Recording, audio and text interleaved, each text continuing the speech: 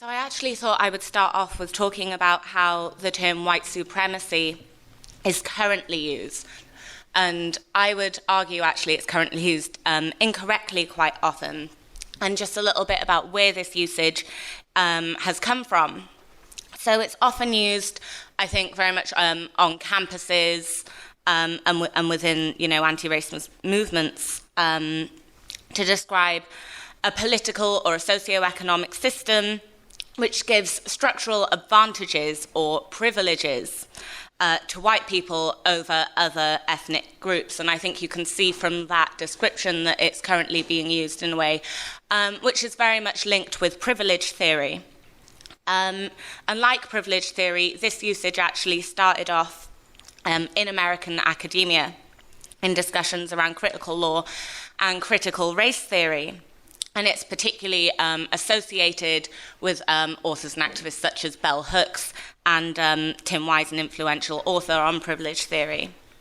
And so in this definition, all white people are beneficiaries of white supremacy and are therefore privileged by it, whether or not they want to be. And I don't really have time, got a lot to talk about with where racism comes from, so I don't really have time to discuss privilege theory in detail. But I do think it's important to just point out a couple of problems with this idea. And so firstly, I think by saying that all white people are sort of privileged by the system of white supremacy, you're also saying that all white people are therefore complicit in the oppression of black people. And I think that's one of the things about talking about white supremacy and privilege theory, is that actually you're kind of turning it upside down, and you're not talking about the oppression of black people and racism, you're talking about the privileges of white people instead. And then there's the idea, the incorrect idea, that white people actually benefit from racism, that they then have, this leads to a common sense idea then that they have no interest in changing the system. And I think I'll come on to talk about how this simply isn't true later, when I go on to talk about racism and where it comes from and how it works now. And lastly, I also think it's a very pessimistic theory in that sense. It's focused on individuals, asking them to, acknowledge their position in society, and then to think about how they can best seek to change their individual behaviour. And it's not actually talking about the system as a whole. And so I disagree with the way that the term is being used by many in the movement at the moment. For example, I know a lot of people who say we live in a white supremacist society and a white supremacist system, and I would argue that that's wrong. We don't live in a white supremacist society. We do live in a racist society, and I think that's something we can all agree with. We don't need to point to the many different examples of institutional racism, police racism, I'm a teacher, racism within the education system, etc., to know that we live in a racist society. But white supremacy is not simply racism. The two terms aren't interchangeable. Everything that is racist is not white supremacist. So an actual definition of white supremacy that I'm going to give is that it is the belief that white people are superior to other ethnic groups, that they are at the top of a hierarchy of races.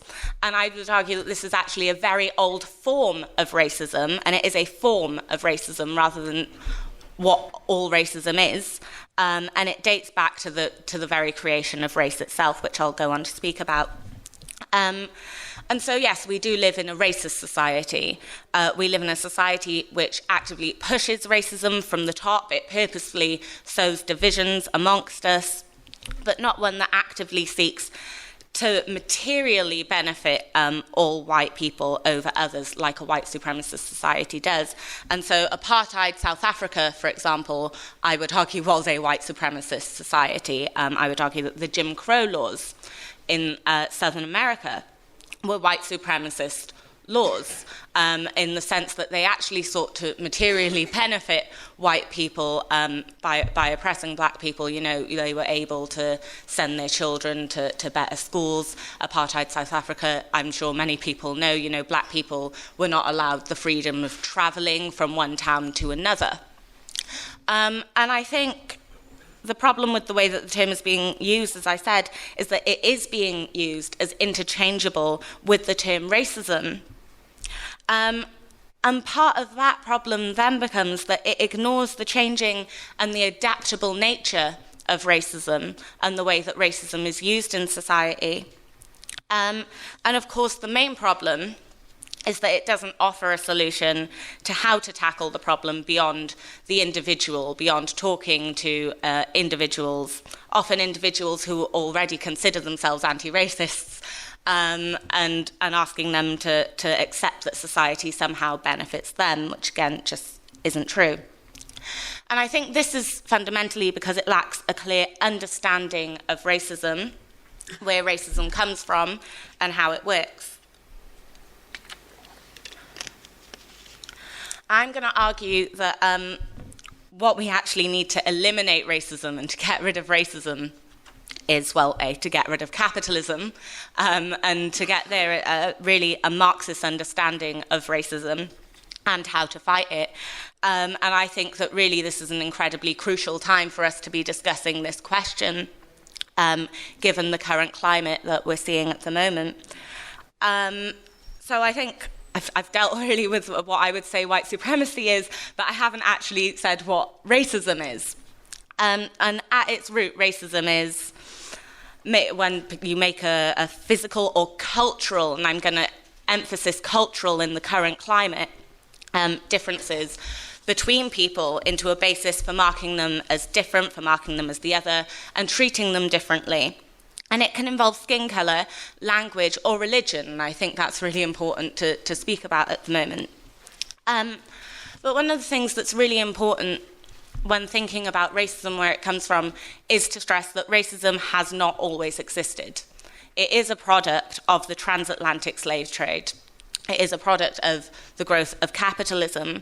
And in that sense, capitalism and racism are intrinsically tied together.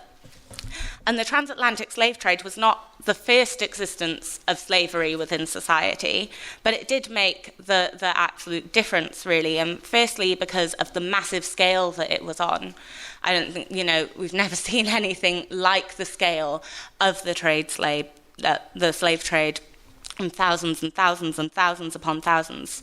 And secondly, with the development of capitalism alongside the slave trade. It was really the foundation for the development of capitalism and laid the groundwork for industrialization, etc. So at the time you had the development of market, you had the bourgeois revolutions taking place, the setting up of new, different kinds of societies. You had things like the American Declaration of Independence, all men are created equal. You had the French slogan, liberté, égalité, fraternité. Again, freedom, equality, fraternity.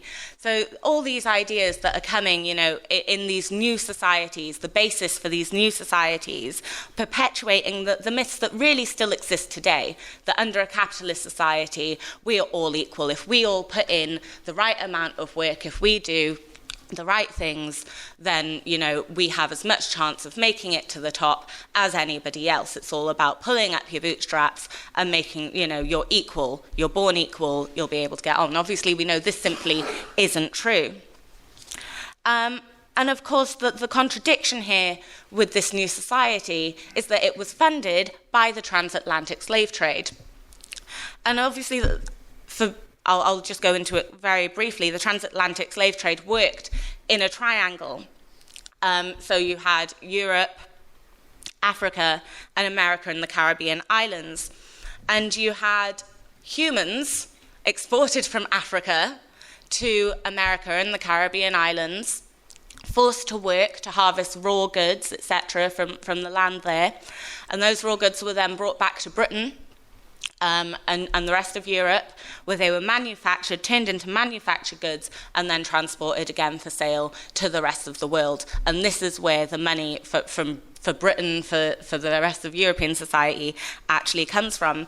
And it made massive amounts of money, absolutely masses, for the traders, for the merchants, and for the governments that they paid taxes to. And Britain is quite literally built by money from the slave trade. Many of the buildings that you see in the northern cities, many of the buildings that we see around London are quite literally built with the money that they made from slave trades. And of course, the problem with the slave trade then, gave the ruling class the issue of there was this contradiction, and people weren't stupid. They could see a contradiction between the ideas that the ruling class have been pushing, that this is wonderful, we're all equal now, everyone has freedom, we don't live in this awful hierarchical society where you have one person on top with the God-given right to decide everything. We're all equal. And on the other hand, they were using people to create that slave in the most brutal and unfair ways that you can imagine, and so showing the contradictions of their actions and their words. And so I think you can see quite simply where the need to justify that comes from them. And obviously slavery in America, I think it's interesting to note, did not start with the use of Africans. It was not something that was always just, oh yeah, slavery started, we're going to go to Africa, they're the best people suited for slaves, that's the best thing to do. That's not how it started. It started with using Native Americans, firstly, and indentured labourers, people who often committed crimes or got into debts in European countries and then were able to work that off by doing indentured labour overseas. But there were a lot of problems with the way that this worked. For one thing, the most obvious one is people died. In terms of the Native Americans were killed by diseases brought over by the Europeans, and indentured labourers were often worked to death. They weren't used to the heat, they weren't used to the work quite often, and they weren't as productive. And also the other problem with indentured labourers was that if they ran away, it was very difficult to reclaim them. It was very difficult to identify them. If they ran away and said that their name was something else, it was very different to say, oh, they were an indentured labourer, they were supposed to be working over here. And so this really is the reason why they began to use Africans. It was a purely economic reason in order to gain more wealth and productivity, rather than a completely racial one. And I think it's also worth pointing out at this point that Britain was actually the top power for most of the time that the transatlantic slave trade is going on. And to think about, people talk about reparations, and Cameron says, oh, it's in the past, this, that, and the other, or it's not our fault, oh, ask France, ask other things. No, Britain was the top power. Britain is responsible for an awful lot of what happens, and Britain actually still lives off of a lot of the benefits. Families like Cameron's family live off of a lot of the benefits from slave trade still today. And so, of course, there was a justification needed then for the slave trade, and this then begins the creation of race. And the spread of white supremacists in the definition that I have given white supremacist ideas. The idea that black people are inferior, the idea that black people are more suited to slavery, the idea that black people are perhaps childlike, that they like being slaves, that they need looking after, that they're closer to the earth, and so they're better suited to working on the land. All these ideas start to go off. And you can really see this mindset in what happened in slavery. If you look at the Middle Passage, if you look at the way that black people were harnessed in chains, were treated as though they were cattle, the way that actually they were tossed overboard, thousands of black people tossed overboard for insurance purposes, in insurance scams. And you can really see this mindset that they are not human beings. And this is the time really where this mindset is these ideas and these myths start being spread. But you can see from that as well that these ideas are coming from the ruling classes, that this is not, some working class people are naturally racist, that this idea came from the very top. And it always has been. Racism is not due to an uneducated working class, and I think that's really important that we say that today and in this current climate, that we haven't got an uneducated working class where 17 million racists voted for a Leave vote. That's simply not true. That's not where racism comes from. The racism does come and has always come from the top down. And so, for example, you had the idea of using science to prove that black people were somehow inferior. I'm just going to give you a quote from Edward Long, a scientist in 1774, who wrote that an orangutan has in form a much nearer resemblance to the Negro race than the latter bear to white men. And so you can see how they start coming up with scientific reasons to justify these things. David Hume, a philosopher in 1753, wrote, "There never was a civilized nation of any complexion other than white. No ingenious manufacture amongst them, no arts, no scientists, no sciences." So obviously a bit of a rewriting of history there as well. If you think about ancient Egypt, the pyramids, all the wonders of that society that we're still discovering today, you can see how they begin to rewrite history and twist things, science, philosophy, history, etc., in order to fit with their racist ideas. And this is the kind of propaganda that they then begin to spread out to the rest of society. But I think what's really important there is that Long and Hume, they weren't repeating ideas that they'd already heard. These weren't ideas that were already prevalent in society. They were developing new ideas in order to justify the slave trade, and they were justifying these ideas with science, with philosophy, etc. And this was how they used racism. This is how they created race. This is how they created racism to justify slavery, which, as I said, was the key to capitalists building up the money that would fund industrialization. That's the process that Marx called the primitive accumulation of capital. And I think it's important here that I do note, I'm not just making it up when I say that racism didn't exist before capitalism, before the transatlantic slave trade. There are many, many different examples, and I don't have a lot of time to go into them, but there's always the famous example of Septimus Severus, the black Roman emperor, who was North African. In the ancient Egyptian hieroglyphs, you can see people of different colours represented in a way that doesn't suggest that there's any difference between them, or that it was seen any different to your eye colour or your hair colour is seen today. And people were simply just not divided along the lines of race. Now, that's not to say people were not divided. I'm not making the argument that pre-capitalism we lived in this utopian society where everyone got along, but they were not divided along racial colours. And as C.L.R. James put it, they had another standard, civilised and barbarian. And you could have white skin and be a barbarian, and you could be black and be civilised. And so you can see that, pre this transatlantic slave trade, pre these ideas that I've been discussing, racism did not exist racism did not exist, let alone in the way that we know it today. And so I thought I'd talk just a little bit more about how we can see racism growing with slavery. Brian Kelly, the Marxist historian, looked at the British colony at Chesapeake Bay in Virginia at the time when racist ideas were really emerging and growing. And he showed that at the start of the 17th century, it was, quote, not uncommon during the first half of the 17th century for Africans, Europeans, and Indians to work alongside one another and even to share the same living quarters.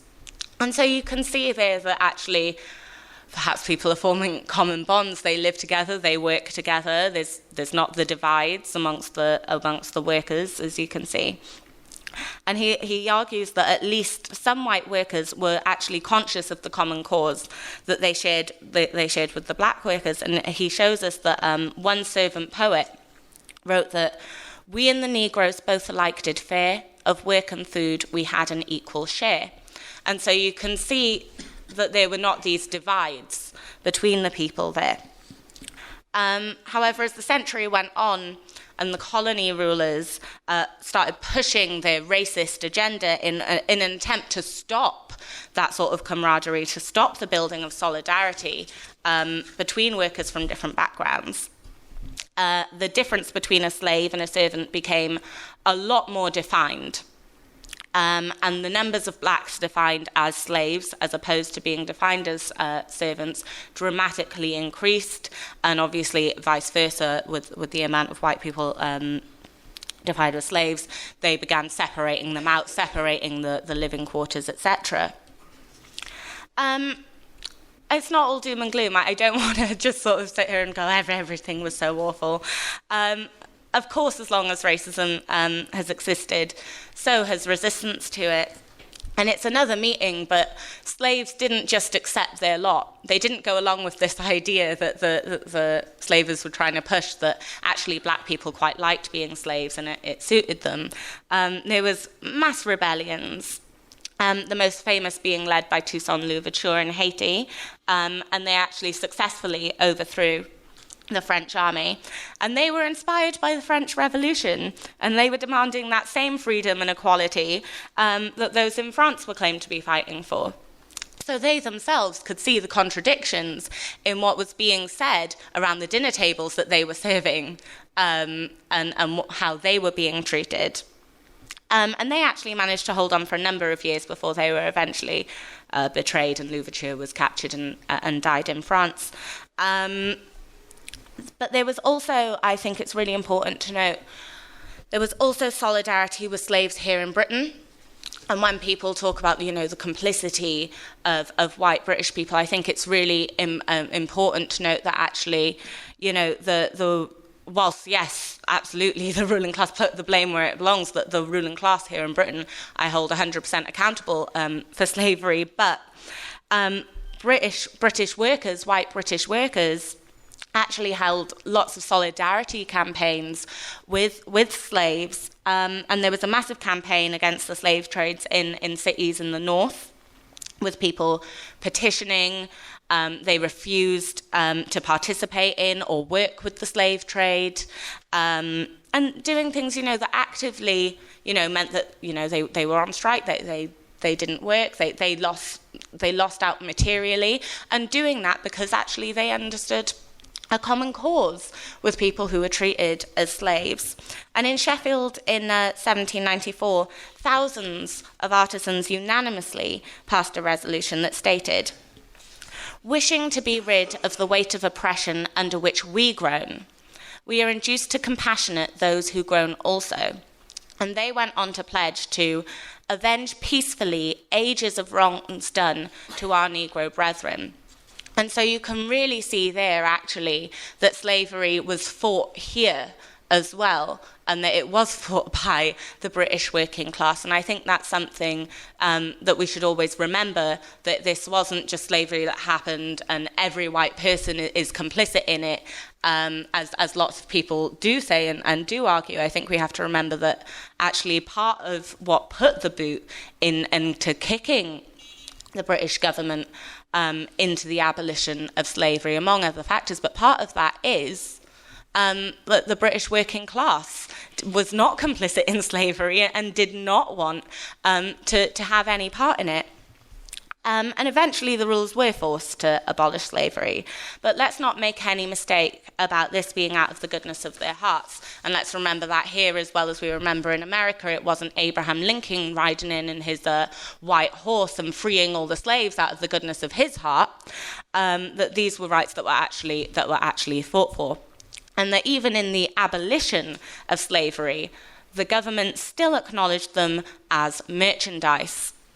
And they paid out absolutely millions and millions in compensation to former slave owners, some of whom are the family members of our ruling class today. I know that Cameron's family directly benefited, actually, from a payout for compensation to slaves.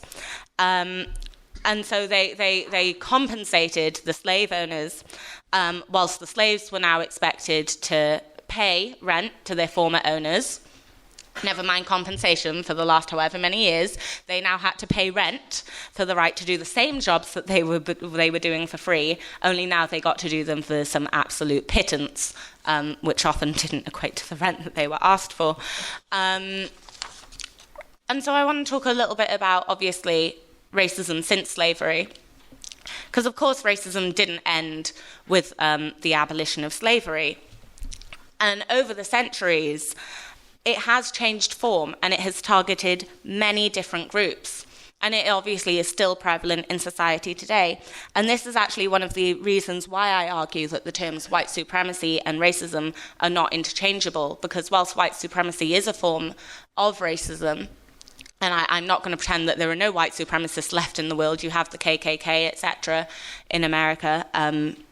I know the Welsh Grand Dragon of the Ku Klux Klan lived down the road from me in Brid when I was a kid, so they definitely still exist. But it's actually not the main forms of racism that we see today. I think you just need to look at the referendum and the debates on both sides of the referendum coming from the top, or the newspaper headlines over the last 5-6 years that show that, you know, they're not actively saying, oh yes, black people are awful, this, that, and the other, but they are talking about swarms of migrants. You do see the racism against Eastern Europeans, and let's remember that Eastern Europeans are white quite often, but that does not mean that what is said about them is not racist. And you can see the way that it is still actively pushed, that this isn't just some hangover of old ideas that we just need to get rid of. We need to talk to people and you know, tell them, no, what you're thinking is backwards, etc. This is something that is still actively pushed from the top of society, because they still have a use for it. It still benefits capitalists. And actually, talking about, you know, the way that racism can be directed at white people, Marx actually developed his understanding of racism by watching the divisions sown between the English workers and the Irish workers. And his argument shows how racism isn't limited to simply physical characteristics such as colour. And he described the tension between the two groups of workers, writing, "This antagonism is artificially kept alive and intensified by the press, the pulpit, the comic papers, in short, by all the means of the disposal of the ruling classes. This antagonism is the secret to the impotence of the English working class." And I think we can see very much how that is still true today when we look at our newspapers, our media, the speeches given in Parliament, etc. I think we can very much see how that is used to sow those divisions today. And Marx identified sort of 3 conditions for the existence of racism. First, the economic competition between workers. You know, workers fighting over jobs, or told that there aren't enough jobs for all of you, or there are too many of you in the country, etc. The capitalist class, and this one's quite important, continuing to renew and refuel racism, so whether that be directing it at Muslims one day and directing it at Eastern Europeans the other, all of this continues then to bring up the old arguments. It gives fire to the older ideas around racism, etc. You'll see a surge, whenever you see surges of racism against Eastern Europeans or Muslims, you also see the reemergence of older forms of racism. I know the other day at a demonstration got told to go back to where I came from, something that has never happened to me in my life before, and I grew up in the whitest town you can imagine, and that happened to me in London the other day. So you can see how, as this happens, older forms of racism start to renew as well. And the idea as well, of course, that racist ideas can appeal to workers, that we are contradictory, that, you know, it's not just completely straightforward always that, oh, we can all unite together and overthrow the system. That's not the most obvious thing in people's heads. And it's a really common sense idea. When you're up against someone for a job, for example, it's a really common sense idea to see them as your competition, isn't it? It's quite easy to say, okay, well, there's one job, there's 2 of us, I want to get that job. And so it's often easier to blame someone, to blame the person down the road who appears to be different from you in some way, who appears that they might harm your personal interests. It's obviously a lot easier to blame them than it is to place the blame where it really belongs. Because it's actually very difficult. It's a difficult thing to say, I'm going to put the blame where it belongs. I'm going to take on this entire system that has told me that it's always been there and it's always going to be there and that's the way things are going to work. And it's quite a difficult thing to actually say, right, that's the thing that's oppressing me. I need to find a way to get rid of it. And so often these common sense ideas are taken up by workers in different ways. And that's why you get people who come out with, the most ridiculous racist things and say, I'm not a racist. I have a black friend. I don't mean it about you, etc. No, but it's true. And they genuinely believe this. And I actually think that that's a credit, actually, to the work that has been done by anti-racists in previous generations, that my generation sees being racist as a bad thing. And I think that's really important to note. People do not like being called racist. We are not in the days where people could put up signs saying, no blacks, no dogs, no Irish. Okay, being called a racist is actually quite a big thing now. People don't like being called out on it. And so I think we should note that, there are these contradictory things, and that's why these contradictions come out, because sometimes people are scared, actually, to put the blame where it really belongs, because it seems then like there's no way of overcoming it. And that's where I really just want to sum up, is this idea of racism being used as a divisive tool today and in general amongst the working class. Because actually that idea that comes with the use of the term white supremacy currently alongside privilege theory suggests that actually white people do benefit from racism, and therefore they have some interest in keeping it going. And actually, studies have shown, and there were studies done in America in particular, that have actually shown that the larger the levels of racism in a workforce, then the lower the wages are for everyone. And they talk a lot about the psychological wage, which is where the white workers think that they are better than the black workers and think that they are better off, and therefore do not unite with the other workers. And actually that means that everybody's wages are lower. And when they looked at states in the more racist southern states compared to northern states, they actually found that while white workers thought they were much better off than the black workers, and it might be okay, everything's shit, but it's okay because at least I'm not black, they were actually worse off than black workers in the north, where the white workers and black workers had united together. And so you can really see, actually, just from that example,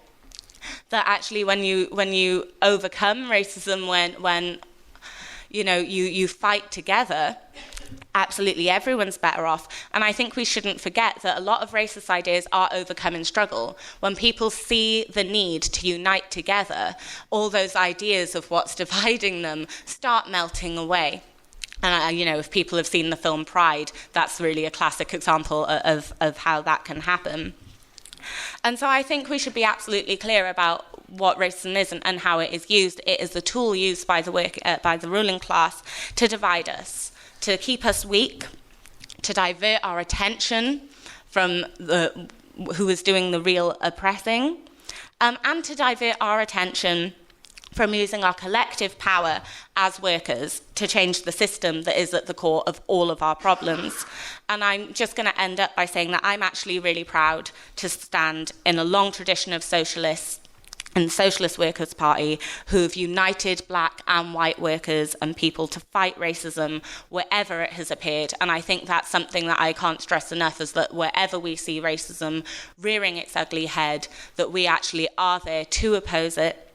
And we always have been, and I'm really proud of that, because it's actually only by uniting and fighting as a class that we can defeat racism together and the system that creates and sustains it. Thanks.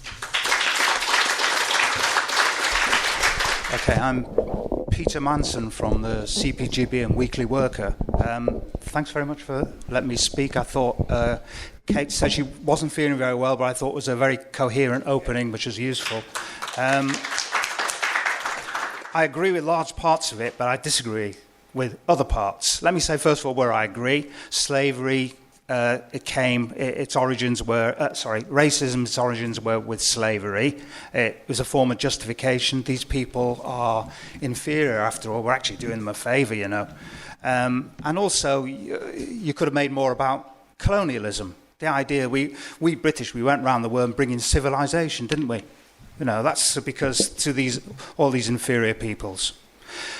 However, racism has ended, colonialism has ended, so do they actually need to use racism as the precise mean of dividing us today? What I see is not a form of racism. What I see normally from the ruling class is nationalism. It's a national chauvinism.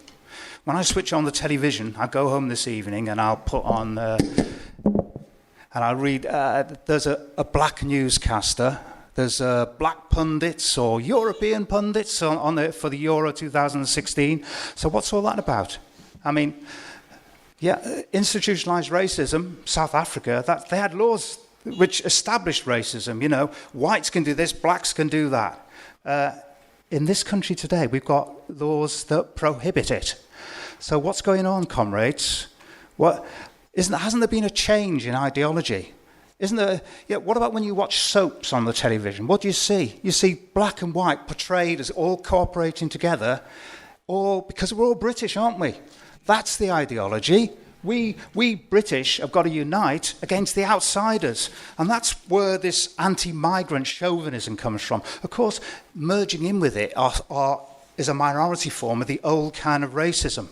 But, okay, so what does it matter if we call anti-migrant chauvinism, or, another way of saying it, national sectionalism, when it comes from the working class?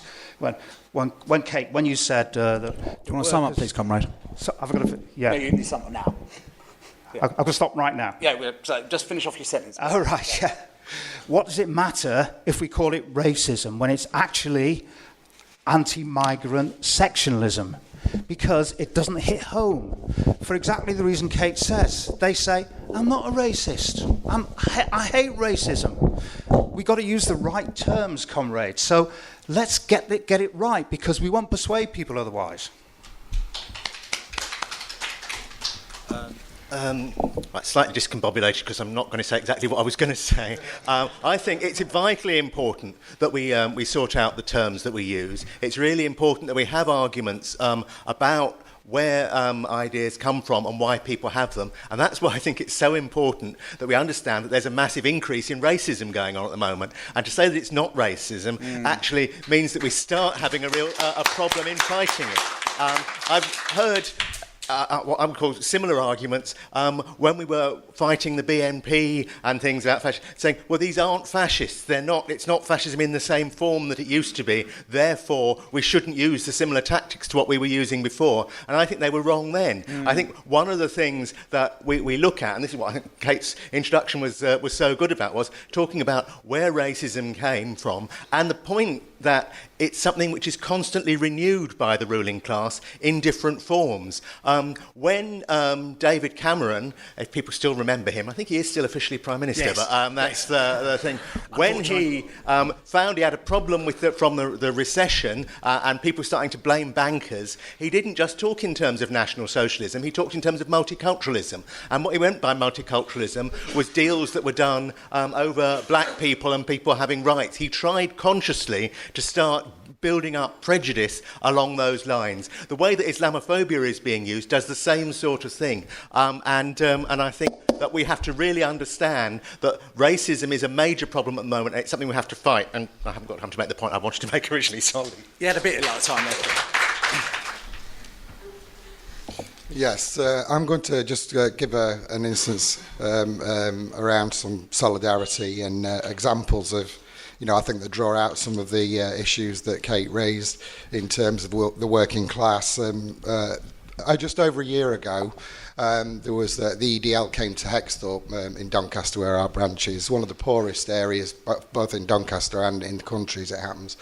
The EDL came on the basis of the Roma community. We went out and leafleted. There was about 110. We went out and leafleted regularly there, built for a UAF anti-fascist demonstration. In the event on the day, and we even leafleted on the morning of the demo, in the event on the day, there were about 40 of us, 50 of us anti-fascists, and we were expecting, as did happen, about 110 fascists. But it was just incredible on the day. I mean, this is a community, a mixed community, Asian community, a white community, and the recent sort of Roma community. And in the day, it was extraordinary to watch as people in the community came out of, all colours, all ethnicities, backgrounds, until we had 200 people. And this is a place where there's a road runs through, and you are literally that close to the fascists. And just to see the solidarity of ordinary people coming out and saying, actually, you're not welcome here. So that's one example. And the other point I was going to make is at the Stand Up to Racism, when they had their conference in Doncaster just prior to the election, UKIP, Kate's absolutely right.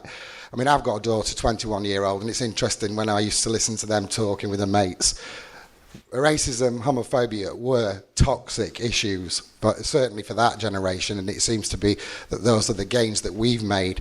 UKIP, I think absolutely we have been fundamental in rolling back their programme by calling them out as racist. Even some people on the left were saying you shouldn't call them racist, because then you're inferring that the people that are voting for them are racist. And we absolutely argued with no equivocation that we must call them what they are, call them out for a racist party. And just finally, considering the racist discourse over the Brexit vote, I mean, I find it quite difficult to deal with and appalling, that white supremacy has been co-opted in that way, and I wasn't sure of it. But in terms of the Brexit, considering the racist discourse that went on the basis of the Tory party and references to bunches of migrants, the idea that we don't call that racist to me is not only appalling but dangerous. Yeah, other people have said quite a lot of what I was going to say in answer to the comrade who was saying, shouldn't we use different terms rather than racism? And I think that it is very dangerous if we start looking down, shall we use a different term for every kind of discrimination there is in Britain, because that would be really crazy. If we start saying that attacks on migrants are simply down to anti-migrant sectionalism, then are we actually saying that attacks on Muslims are simply down to religious sectionalism? What are we talking about? Are attacks on gay people down to sexual orientation sectionalism? It makes no sense at all. And I think that a little illustration of why we still need to be actually saying to people who are trying to divide up the working class along grounds of othering sections of it, calling them out as racists, because like the speaker said, that is not respectable. People do not like being called racist, and I think we have to start from that. And we had Britain First keep descending on Derby occasionally to do their stalls and things like that, absolutely vile people. And one of the local women who comes with them is a Jewish woman. And the last time they came, we were one of the last times they came, we were shouting at them, as you do, and handing out leaflets and trying to identify them as racists and as fascists particularly. And she was screaming at me, "You can't call me a fascist, I'm Jewish, how dare you call me a fascist, that's you being racist against me, blah, blah, blah, blah, blah," all this sort of stuff. My argument with her is, you identify yourself with fascists, doesn't actually matter that you're a Jewish person. I stand in solidarity with Jewish people against the horrible, disgusting crimes that have been committed against them. But you are allying yourself with a group of people, with an organisation that wants to see those crimes committed against other people. So therefore, you are a fascist. And I think we need to name it like it is. If people are attacking migrants, whether they are white, Polish, whether they are from the Indian subcontinent, wherever they are from, whether they are Syrian, they are acting in a manner which is racist. That's what we have to call it. I just want a response to Peter Manson. Is that what your name is, right? There is a paper written by Dr. Lana Linton, and it's called Problematic Separation Between Class, Race, Gender, and the White Left. And I think this is the problem when we are basically talking about race as if race is extincted, as if race never existed anymore. I was a research associate at Success, and I was tasked to look into how Success can decolonize its institution. So I went traveling around the country interviewing black academics, particularly female. I never knew what was happening then. Then I realized that out of the 18,000 something professors in the UK, only 87 are black, and 17 of them are women. So I went after these women and started speaking to them about what is actually happening. And the nuance and the subtleness of racism has so much metamorphosed itself. I don't think 2 minutes is going to be enough for me to go through all this thing I want to talk about. And you're in your first. And one of them told me, look, in Leeds, she has been associate professor since 1990, and she has never been made professor up to date. All her colleagues behind her, who are white, has gone fast ahead of her. And this begs the question of it's been over 60 years of equality and diversity, and we're still talking about race at this point. We're still talking about inequality. So therefore, the people in Latin America now talks about coloniality instead of colonialism, which is the power dynamics and power brokerage. When you look at the people that sit around table that make decisions, right? The objective of decision move away from the paper and become subjective like emotion. And this is what Sarah Ahmed called affective economics. Sorry, I'm just going to... Affective economics. And then when you are making the immediate decision about who to employ, right, it becomes more emotional thing. People that remind you of yourself when you're younger, or whether remind you of your own ambition. And then the culture thing, or the... Sorry, brother, I'm going to have to insist you finish up right now. Thank you. Sorry, I really want to speak more about the outcome. No time, I'm afraid. Sorry. Seconds out. I'd like to thank Kate for her analysis. I think that in a lot of respects we are less sophisticated than our oppressors about some of the definitions that we use. Racism didn't start even with black people. Racism started from the feudal society. You find ways to separate people and you find ways to oppress them according to divisions that you have created. And as we've seen within this society, as we see within neo-colonialism that takes place within the countries of the South, within the African continent, and within the countries of the South that many of us originate from, the neo-colonialism that takes place, the bigotry that we encounter is not from white people.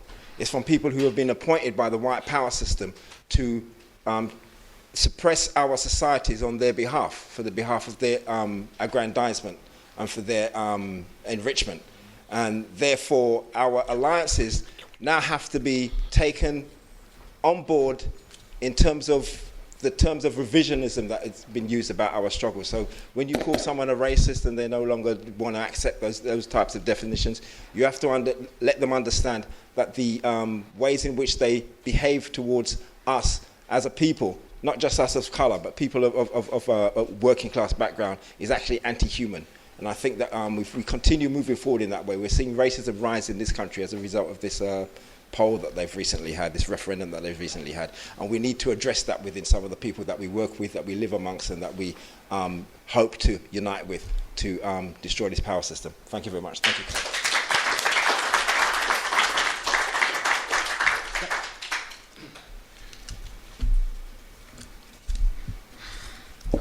Morning, folks. I actually came late, so I missed the beginning, so kind of what I'm wanting to know might have already been dealt with. Most of my activism is on Israel-Palestine, and certainly looking at that, it's very clear to see how one group of people are dehumanized or humiliated in order to carry out a particular project. That's a very, very clear manifestation of it in the world today. But what I actually wanted to ask, it was a question, is I'd like to know how, I mean, obviously Islamophobia is a very kind of clear, present expression of some sort of prejudice in the world today, and I wonder how that kind of interfaces with traditional forms of racism. I mean, the most scary things that I've seen in recent times are the manifestos of people like Bering Breivik, and I've even heard it from Michael Gove that says something about the idea of a Europe that keeps its integrity as sort of a Christian identity, which Islamophobia feeds into that as well. So I just wanted to know how that interfaces with traditional understandings of racism? Thanks. I just wanted to make a few points. One is about the... I think you can take for granted that race has always existed or racism has always existed because of sort of the dominance of racism in society, and I think it's really important to look at the origins of racism, that, you know, in human history it's a relatively new concept, and I think during feudalism and so on, I think there was religious sectarianism and tied to different sort of, you know, oppression of different groups and, you know, sort of internal struggles and so on, but I don't think that is exactly the same as modern racism, and I think, you know, one of the points is, I think, as well, when you look at the science of racism, you know, there's a lot more variation within so-called races, you know, physical characteristics than between them. I mean, also humans adapt depending on the circumstances. Evolution's quite slow, but if you took my family and we lived in sub-Saharan Africa for 1,000 years or longer, we'd look exactly the same as any other group. So, you know, I don't see the basis for racism. Also, there's the example of Irish people being treated as a completely separate race. If you look at the depictions, they said they were like monkeys, they were like animals. In a way, struggles have actually won the right for Irish people to be treated not as a separate race, but just as people from a different country. I mean, lastly as well, I would say that... Start summing up, please, comrade. Yeah, you know, people... I think there's been an increase in interest in fighting racism, and it's a great thing, and there are different ideas about privilege theory, but I just wanted to make the point that regardless of your different interpretations, we do need to unite and fight against racism. That's the main thing, even if we have different views on it. After the gentleman, I'll bring in the comrade there, and he will be the last speaker. I think it's interesting that for some people voting for to remain in Europe was on the basis of internationalism, anti-racism, progressive feeling. I think that's been a genuine feeling amongst a lot of people, but there's a problem, I think, in the sense that there's been a way in which the idea of Europe and Europeanness has been constructed in a very similar way to each individual nationalism. We know about it in Britain, we know about British nationalism and how the myths were constructed. And what I'm getting at really is the idea of a Europe with its civilization, European democracy, European civilization and so on. And there's a problem, because what that means is that Europe sets itself up with its own border. And we know there's a racist implication in that Europe, yes, free movement of people, providing you are considered to be European, you were born in Europe, you live in Europe and so on. But if you're from the outside, from the other, from non-European, or even considered to be not European enough, then you will be discriminated, pushed to one side, and so on. And so it's worth pointing out to people that there's no such thing really as a European democracy, European freedom, European civilization, because Europe has also been the home of Nazism, colonialism, imperialism and so on. So we have to look at Europe as a construction and not something as just a kind of a progressive force that emerged out of the ether. And it's very important when we discuss in Europe to take that on board. So we have to say, yes, we are internationalists, but genuine internationalists whose internationalism does not stop at Gibraltar or Ellisport or Lampedusa.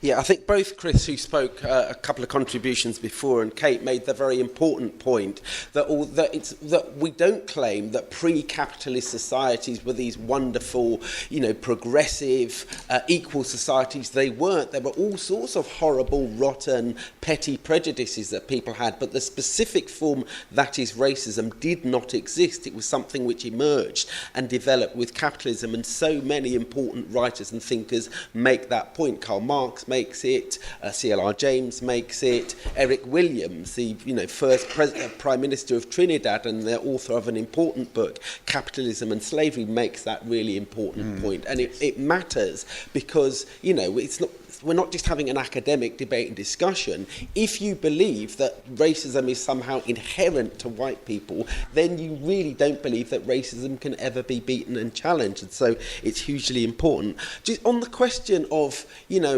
people being put into positions by, the white supremacist system and so on. I don't accept that. I remember vividly going to Zimbabwe only a few years ago, and it was an astonishing experience, because the guy who has been the Prime Minister and President of Zimbabwe for over 30 years, Robert Mugabe, led the liberation struggle, didn't he? Yeah. He fought back against and to drive out the colonialists, but he now heads an extraordinarily unequal society, a society in which I saw, bankers and bosses strolling around during the day in suits and in plush air-conditioned hotels who were black, black people in suits, and then later on in the evening, the poor masses coming in, hawking and trading, who were black as well. It's the system that divides us, not races that divide us. The final point I wanted to make is this: I wasn't here for most of yesterday, and the reason was because I went down to that demonstration in support of remaining in Britain, and it was very, very interesting, because actually, as people have said, the overwhelming sentiment was opposition to racism. When David Lammy, the Tottenham MP, I think for your constituency, spoke, the first thing that he said, and for which he got a huge amount of applause, was how proud he is to be the MP for the most diverse constituency in the entire country. Yeah, hugely overwhelming support for that, which is a reflection of the fact that racism... Can you start summing up, please, comrade? Yeah, that racism is not respectable in the way it used to be, something that we have fought for.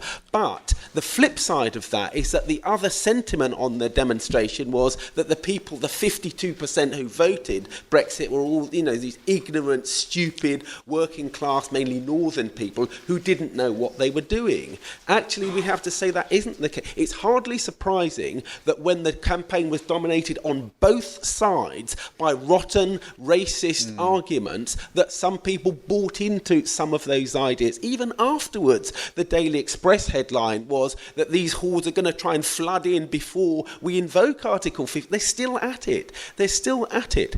No, there were real material reasons. I'm going to have to insist. Yeah, real material reasons why people voted, and often understandable reasons why people voted, but we have to make sure that there isn't the real spike in racism that we have seen in recent times is not something that continues to develop, and that is precisely why. And the reason I was on the demonstration went to that demonstration was to encourage people to come to the demonstration on the 16th of July against racism and against austerity, because it is through building that kind of unity that we can kick back at the people who are really responsible for the misery that all people, including the 52% of people, face, the bosses and the ruling class. I'll now sort of let Kate attempt, and I stress attempt, to sum up in 10 minutes with what has been a wide-ranging discussion. So good luck, comrade. Thanks. I think attempt is probably going to be the word, because I feel like you could do about 3 different meetings on the subjects that have come up during this discussion. I think I'm going to have to start really, aren't I, with racism has ended. I know lots of people have already come back on that, but I think it's such an outrageous claim that really I need to say something about it. And I have to say, as a mixed race working class woman who grew up, who was born in London, who grew up in a very white town in Brid, and got told on Saturday to go back to where I came from, or where I came from was down the bloody road, I think to say that racism has ended is absolutely appalling, I have to say.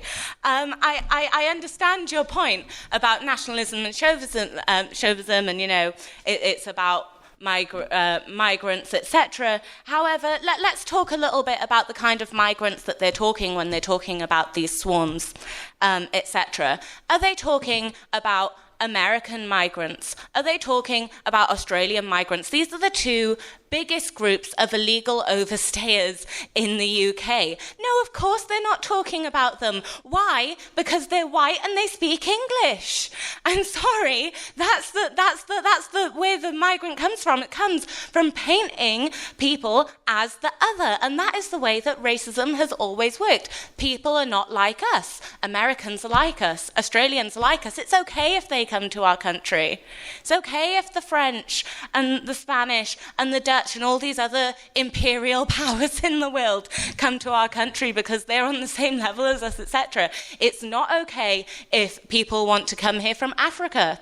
It's not okay if people want to come here from, poorer parts of Eastern Europe. These are the people who are being attacked. And I think we absolutely have to say that this is traditional racism. This is the same thing that has happened to black people during the Windrush.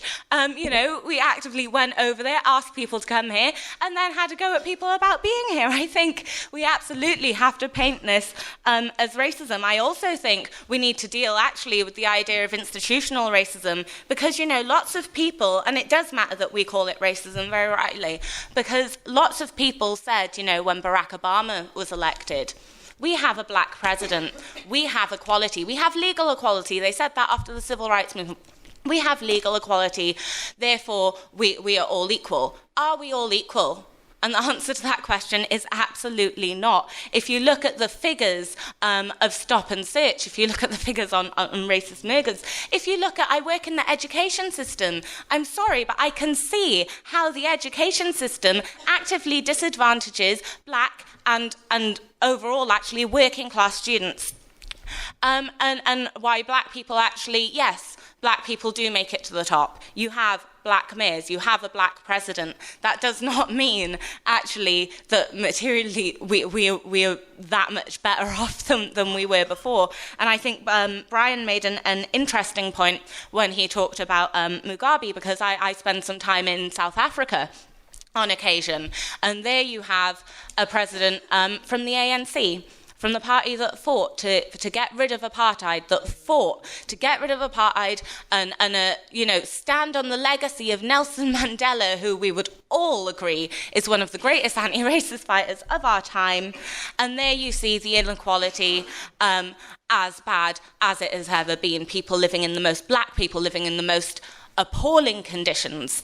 And it doesn't matter if you put black faces in high places. That does not get rid of racism. That does not make the system that is structured in such a way, that does not make it a non-racist system.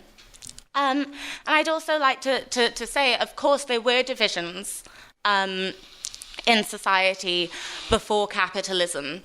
There were lots of divisions. There were class divisions. There were also, divisions based on religion, etc. But there was also a notion that you could change in a way that there isn't with racism. So, for example, you could convert to Christianity and you would be accepted as a Christian in a way that later forms of racism do not allow you to do that.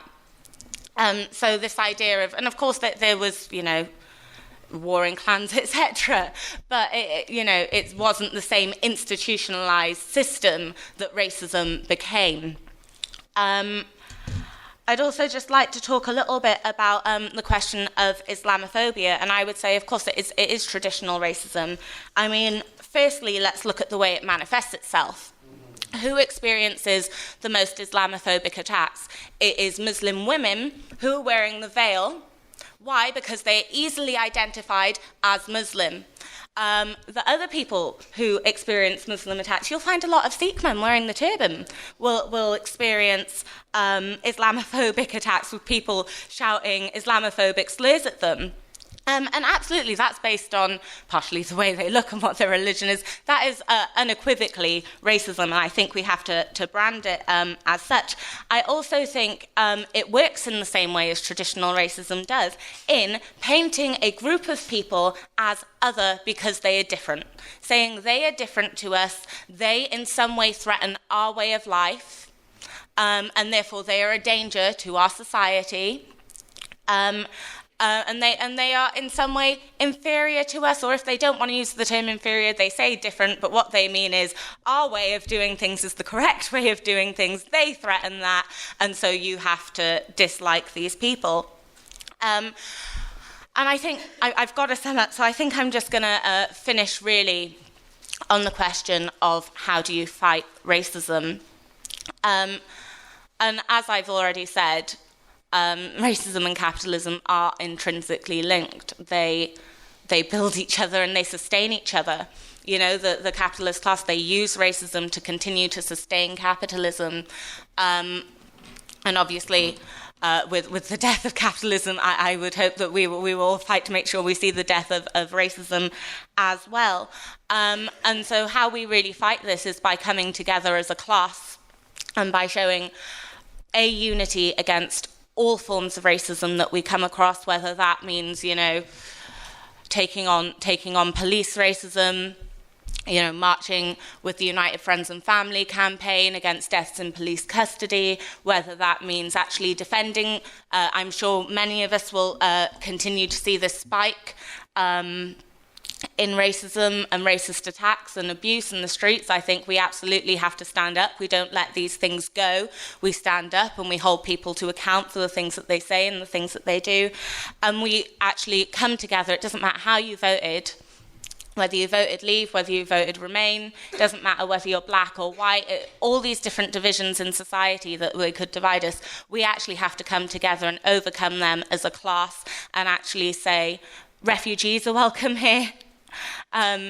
Everyone is welcome here. We're for a borderless, we're internationalist, we're for a borderless society, but absolutely the way to overcome racism is unity, and I think that has been proven over the years in practice. I could refer you to, you know, the downfall of the BNP, the EDL being put on a back foot. Let's not let them gain their confidence now. They have been on a back foot. The racists have been on a back foot for most of my life, and I do not intend to see them grow now. And I think absolutely join a revolutionary party that has a fantastic track record of fighting against racism, of fighting against austerity, and of fighting against capitalism to bring an end to racism and oppression of all kinds. And that's why I would urge anyone, if you're not a member, please do join the SWP and join us in this fight.